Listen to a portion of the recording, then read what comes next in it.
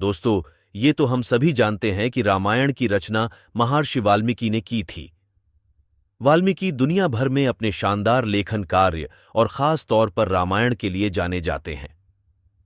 वाल्मीकि ऋषि थे जिन्होंने रामायण लिखी और लव और कुश को सुनाई। हालांकि वाल्मीकि के प्रारंभिक जीवन या व्यक्तिगत जीवन के बारे में अधिक विवरण उपलब्ध नहीं हैं, लेकिन इतिहासकार निश्चित रूप से विभिन्न पुराणों, वेदों और स्थानीय कहानियों के माध्यम से उनके बारे में जानने में कामयाब रहे।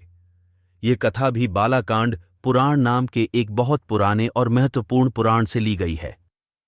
इस कथा से हमें यह पता चलता है कि कैसे एक बहुत ही खतरनाक चोर और शिकारी एक बहुत ही ज्ञानी और शांत ऋषि बन गया। महर्षि वाल्मीकि का जन्म त्रेता युग में ऋषि प्रचेतस के घर रत्नाकर के रूप में हुआ था। बहुत ही कम उम्र में वह जंगल में खो गए थे। एक शिकारी ने उसे अपनी देखरेख में ले लिया। जल्द ही रत्नाकर एक उत्कृष्ट शिकारी बन गया।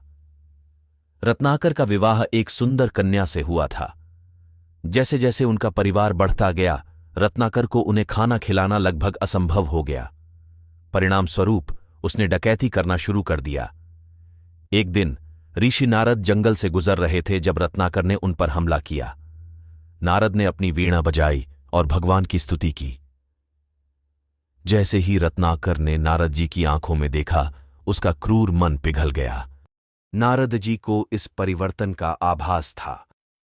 वह मुस्कुराए और धीरे धीरे बताने लगे कि दूसरे प्राणियों की हत्या करना कितना बड़ा पाप है और दूसरे की मेहनत से कमाई गई वस्तु को चुरा लेना कितना गलत है।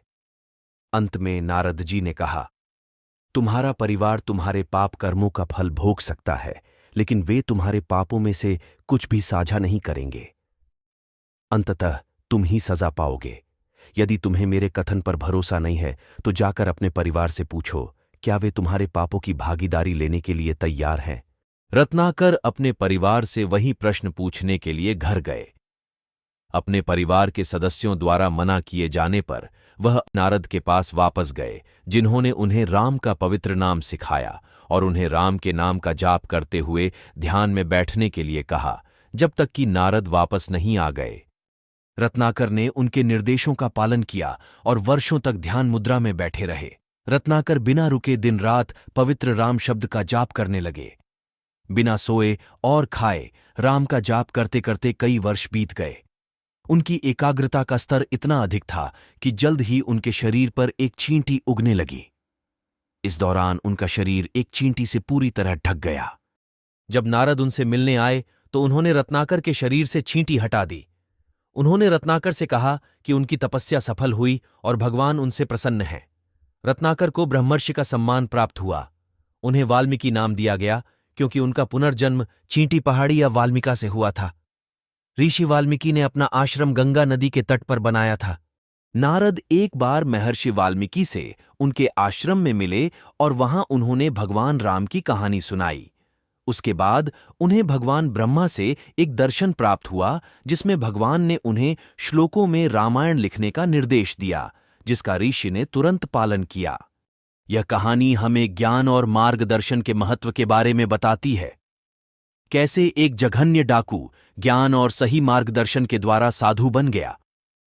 इससे हमें यह सीख भी मिलती है कि हमारे पापों का परिणाम हमें ही भुगतना पड़ता है। कोई भी परिवार या मित्र परिणाम भुगतने में भाग नहीं लेगा। इसलिए अच्छे कर्म करें और पाप करने से दूर रहें। जय श्री राम।